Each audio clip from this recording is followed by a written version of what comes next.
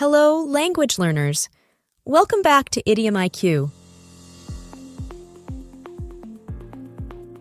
If you're new here, Idiom IQ dives deep into the fascinating world of the English language, sometimes so deep you might need a life jacket. Today, we're spicing things up and talking about food. We're actually going to feast our eyes on 15 delicious idioms that are all related to food. Ever wondered why someone's the apple of your eye? Or what it means to bite off more than you can chew? Stick around and you'll find out. But wait, there's more. If you don't want to miss out on future language adventures, go ahead and hit that subscribe button and ring the bell so you'll get notified every time a new video drops. Trust me, you won't want to miss what we've got cooking up next. All right, grab your favorite snack, because it's time to dig in. Here are 15 food-related idioms, their meanings, when to use them, and example sentences.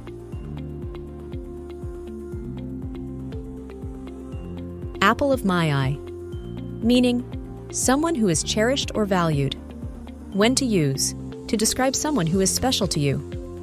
Example, my granddaughter is the apple of my eye.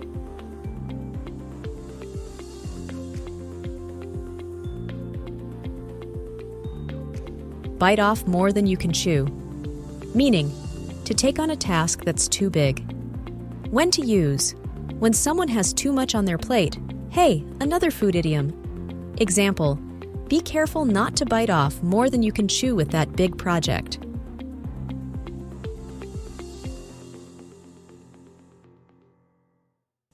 Couch potato, meaning a person who is lazy and inactive. When to use, when describing someone who watches too much TV or doesn't exercise. Example, he's become a couch potato ever since he got that gaming console.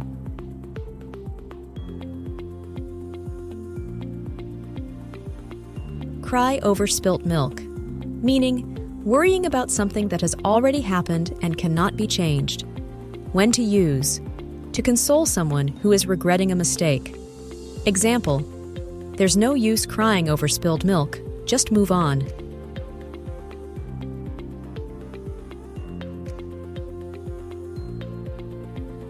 The proof is in the pudding, meaning the results are the only way to judge something's quality or veracity. When to use, when discussing the effectiveness of a strategy or solution. Example, we'll see if this marketing plan is good. The proof is in the pudding.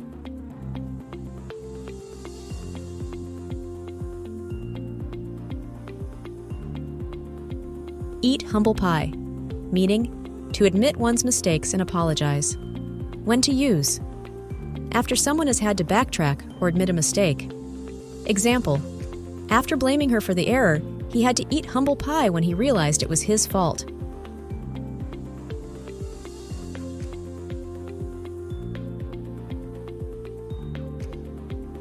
Spill the beans, meaning to reveal a secret. When to use, when someone unintentionally or intentionally shares confidential information. Example, who spilled the beans about the surprise party?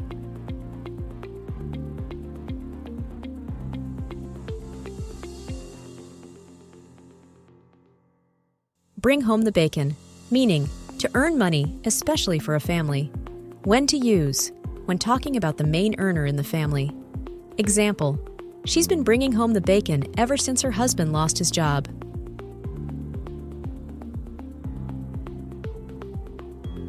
Cool as a cucumber, meaning very calm and composed, even in stressful situations.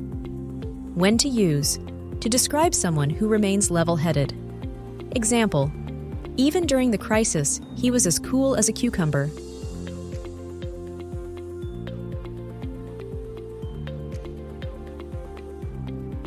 Piece of cake, meaning something that's easy to do. When to use, to describe a task that requires little effort. Example, fixing that leak was a piece of cake.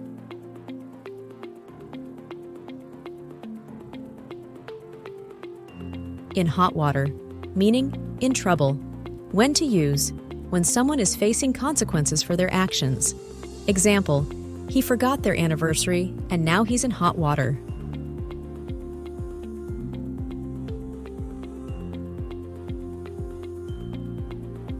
Bread and butter, meaning a person's livelihood or main source of income. When to use, to describe the most important or fundamental aspect of someone's job. Example, consulting is our bread and butter.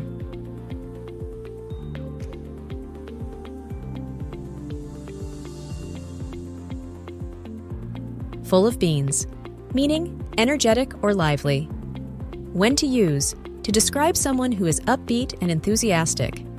Example, wow, you're full of beans this morning.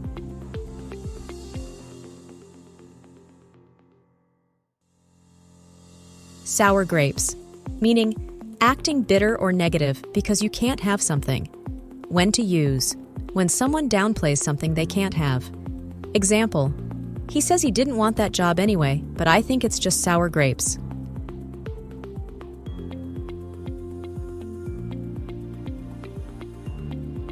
Cherry pick, meaning to choose the best from a selection of options. When to use, to describe the act of selecting only the best or most profitable items. Example, you can't just cherry pick your tasks, you have to do some of the hard stuff too.